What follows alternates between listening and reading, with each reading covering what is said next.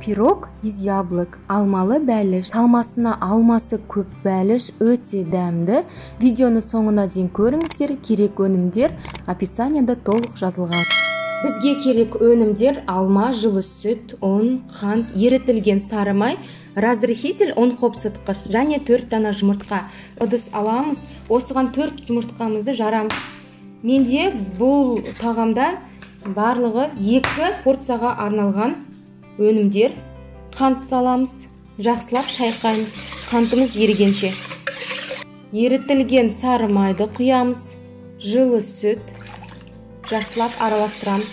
Алдын ала себеттен өткен ұнға ұн қопсытқыш разрыхительді қосамыз, оны жақсылап араластырып аламыз. Ұнның барлығын сұйыққа салып, түйіршік қалдырмай жақсылап араластырамыз. Сұйықтығымызды жақсылап шайқап алдық, ол бізде осындай сұйық болып шығады. Салмасына бізге 600-700 грамм алма керек болады.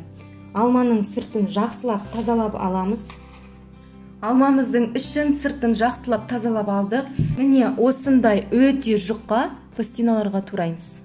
Туралған алманың барлығын саламыз және жақсылап араластырамыз.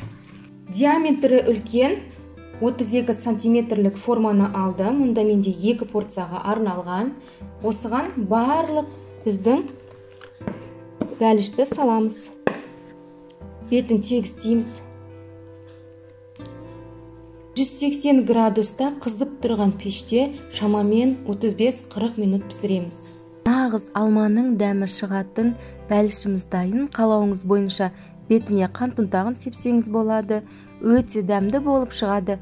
Міндетті түрде рецепт бойынша жасап көріңіздер. Каналға тіркелуді ұмытпаңыздар. Сіздермен бірге болған Инка Максовна. Сау болыңыз.